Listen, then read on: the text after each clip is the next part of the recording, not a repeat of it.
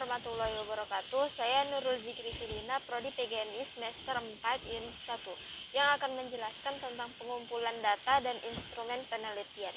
Baiklah, di sini saya sudah mempersiapkan PowerPoint yang akan saya jelaskan.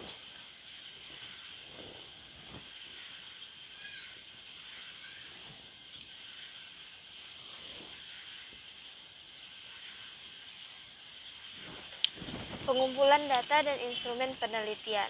Jadi pengumpulan data itu artinya sebelum kita memasuki ke jenis-jenis pengumpulan data dan instrumen penelitian, kita harus mengetahui dulu apa arti pengumpulan data dan instrumen penelitian, apa fungsinya dan apa pengaruh terhadap penelitian yang akan kita jalani. Jadi pengumpulan data adalah pengumpulan informasi yang berhubungan dengan objek penelitian. Pengumpulan data adalah teknik atau cara yang dilakukan oleh peneliti untuk mengumpulkan data. Pengumpulan data dilakukan untuk memperoleh informasi yang dibutuhkan dalam rangka mencapai tujuan penelitian. Jadi di sini pengumpulan data sangat penting untuk penelitian, karena kalau misalnya kita nggak mengumpulkan data terlebih dahulu, kita tidak akan mengetahui tentang apa yang ingin kita teliti. Kemudian instrumen penelitian. Instrumen penelitian adalah semua alat yang digunakan untuk mengumpulkan, memeriksa, menyelidiki masalah, atau mengumpulkan, mengolah, menganalisa, dan menyajikan data secara sistematis serta objektif dengan tujuan memecahkan suatu persoalan atau menguji suatu hipotesis. Jadi semua alat yang bisa mendukung penelitian, semua alat yang bisa mendukung suatu penelitian itu namanya instrumen penelitian. Data pada dasarnya yaitu yang pertama untuk membuat keputusan, yang kedua sebagai dasar suatu perencanaan, yang ketiga sebagai alat pengendali terhadap pelaksanaan dan implementasi suatu aktivitas, yang keempat sebagai dasar evaluasi terhadap suatu kegiatan. Kemudian kegunaan dari instrumen penelitian. Yang pertama sebagai alat pencatat informasi yang disampaikan oleh responden.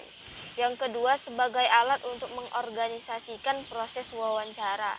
Yang ketiga sebagai alat evaluasi performa pekerja staf peneliti. Kemudian di sini ada yang kelima, pengumpulan. Jadi di sini ini adalah inti dari pengumpulan data dan instrumen. Pengumpulan data dan instrumen penelitian merupakan suatu proses dan metode, alat atau cara untuk memperoleh informasi terhadap sesuatu yang diteliti. Kemudian ini adalah lembar ketiga. Kita langsung memasuki ke jenis pengumpulan data dan instrumen penelitian. Yang pertama yaitu adalah angket. Angket atau kuesioner. Jadi instrumen dari angket yang pertama angket, yang kedua daftar yang cocok, yang ketiga skala, yang keempat inventory. Kemudian pengumpulan data yang kedua, yang pertama yaitu wawancara atau interview. Instrumen dari penelitian wawancara itu ada dua, yang pertama pedoman wawancara atau interview guide, yang kedua daftar yang cocok. Kemudian pengumpulan data yang ketiga yaitu pengamatan atau observasi atau observation. Kemudian instrumen penelitian dari observasi atau pengamatan. Yang pertama lembar observasi, yang kedua panduan pengamatan, yang ketiga panduan observasi. Kemudian yang keempat yaitu daftar yang cocok atau checklist. Kemudian pengumpulan data yang keempat yaitu berbentuk ujian atau tes. Jadi di sini bentuk dari instrumen ujian yaitu bentuknya bisa jadi choice, bisa jadi esai. Kemudian bentuk tes yaitu soal ujian atau soal tes. Kemudian kita lanjut ke lembar yang keempat. Jadi pengertian dari angket di sini Angket atau kuesioner adalah metode pengumpulan data yang dilakukan dengan cara memberi seperangkat pertanyaan atau pernyataan tertulis kepada responden. Jadi di sini angket itu pengumpulan data dengan menggunakan perangkat pertanyaan atau pernyataan tertulis kepada responden, berarti berupa tanya jawab juga. Kemudian wawancara atau interview. Jadi wawancara adalah proses memperoleh keterangan untuk tujuan penelitian dengan cara tanya jawab sambil bertatap muka antara si penanya dengan si penjawab atau responden. Jadi wawancara di sini tanya jawab face to face, ketemu face to face itu. Jadi tanya jawab soal penelitian. Kalau misalnya wawancara di penelitian berarti seputaran penelitian atau seputaran sesuatu yang ingin kita teliti. Kemudian pengamatan atau observasi atau observation. Observasi adalah suatu pengamatan untuk menunjukkan sebuah pembelajaran yang dilaksanakan secara sengaja, berurutan, terarah, dan sesuai dengan tujuan yang akan dicapai dalam pengamatan tersebut. Jadi observasi ini sangat penting juga ya untuk kita mengetahui tentang proses selanjutnya yang ingin kita teliti. Kemudian ujian atau tes.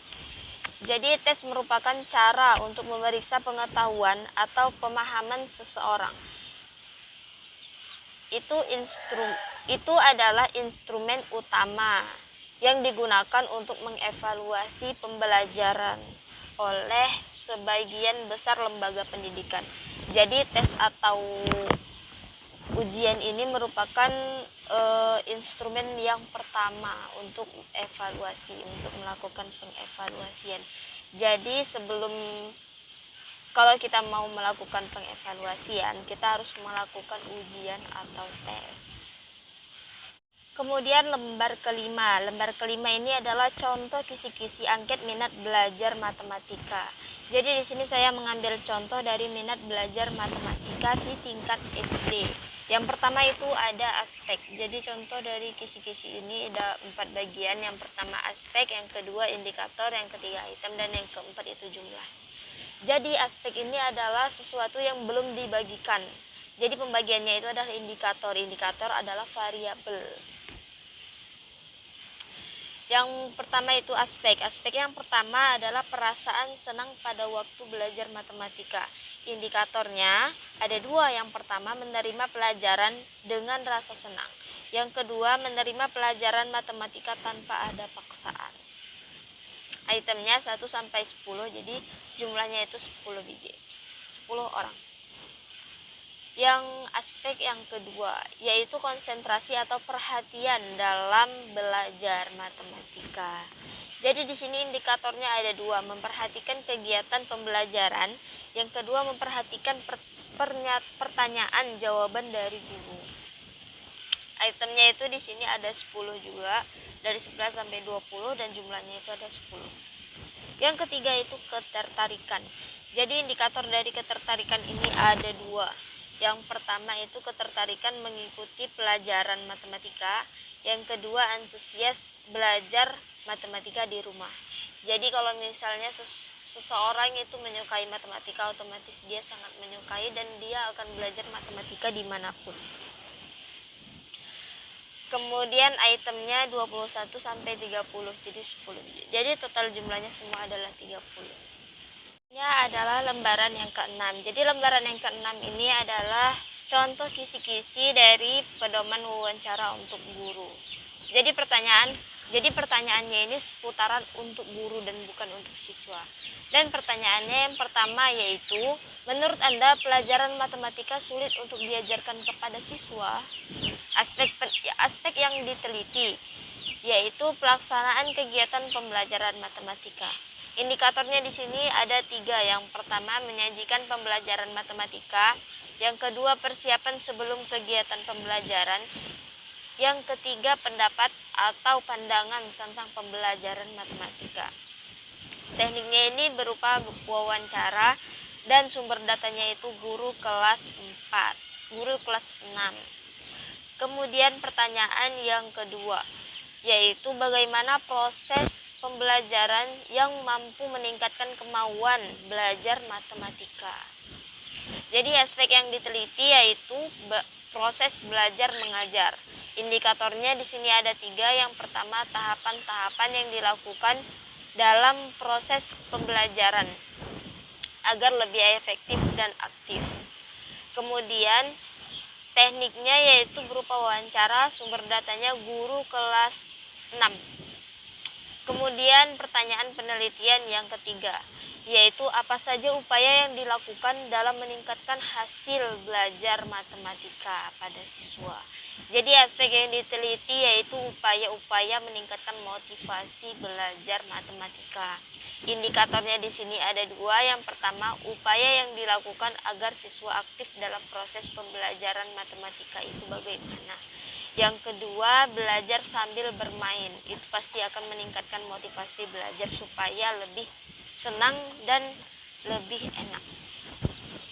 Tekniknya itu teknik wawancara, sumber datanya guru kelas 6. Kemudian yang pertanyaan penelitian yang keempat, yaitu faktor-faktor apakah yang menyebabkan hasil belajar siswa itu menurun.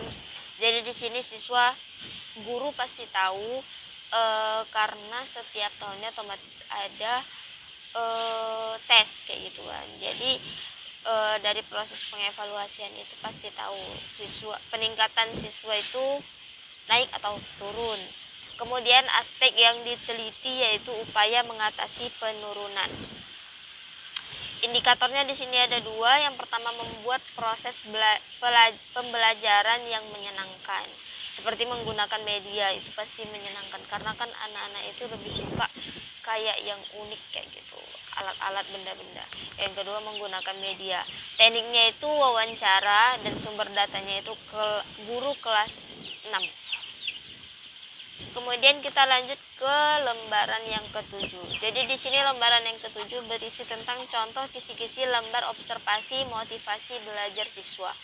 Jadi indikatornya di sini ada 5. Kemudian item observasinya itu ada 10. Jadi indikator yang pertama yaitu kuatnya kemauan untuk berbuat.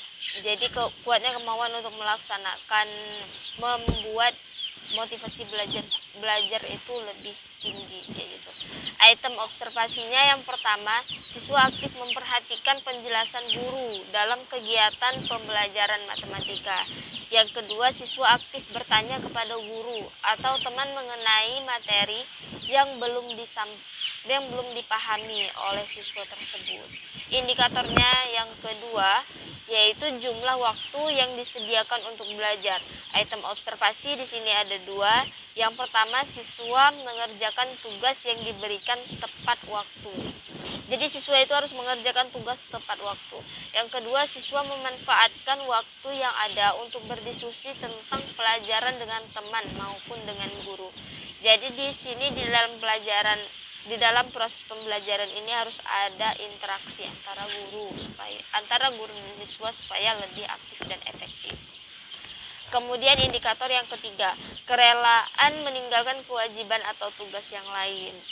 Item observasinya yang pertama, siswa aktif membaca buku untuk mencari sumber jawaban yang benar dalam mengerjakan tugas di kelas.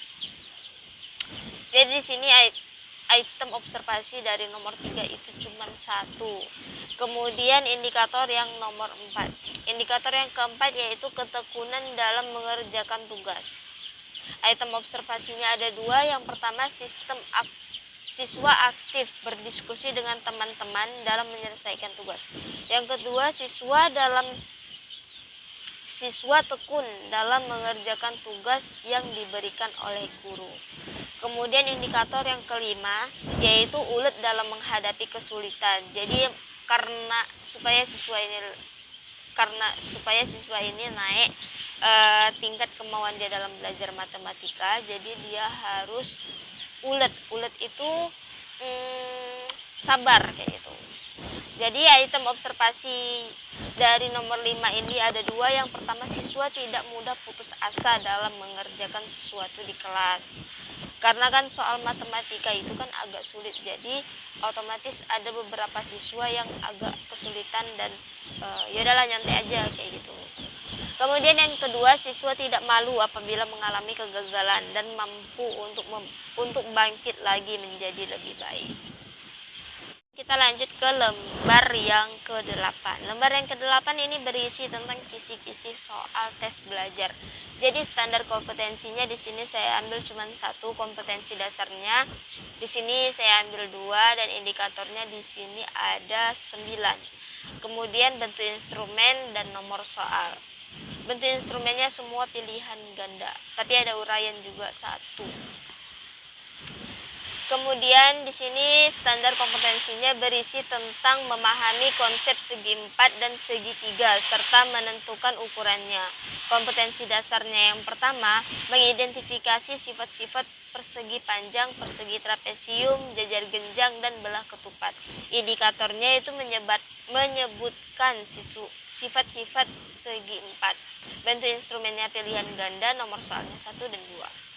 Kompetensi dasar yang kedua, yaitu menghitung keliling dan luas bangun segi 4 dan segi 3 serta menggunakannya dalam pemecahan masalah. Jadi indikatornya di sini ada 8, yaitu yang pertama menyelesaikan masalah yang berkaitan dengan persegi panjang. Yang kedua menyelesaikan masalah yang berkaitan dengan jajar genjang. Yang ketiga menghitung besar sudut dalam jajar genjang. Yang keempat menyelesaikan masalah yang berkaitan dengan keliling belah ketupat. Yang kelima menghitung besar sudut dalam belah ketupat. Yang keenam menyelesaikan masalah yang berkaitan dengan luas trapesium. Yang ketujuh menyelesaikan masalah yang berkaitan dengan luas layang-layang. Yang kedelapan menyelesaikan masalah yang berkaitan dengan keliling dan luas dari suatu persegi dan persegi panjang. Jadi bentuk instrumennya di sini pilihan ganda, pilihan ganda, pilihan ganda. Semua pilihan ganda dan cuma satu uraian. Nomor soalnya di sini nomor 1 dan sampai 10, nomor 2 uraian. Oke, kemudian kita lanjut ke lembar 9. Dan sekian presentasi dari saya. Terima kasih Bu Julita. Kemudian ya udah, sekian. Assalamualaikum warahmatullahi wabarakatuh.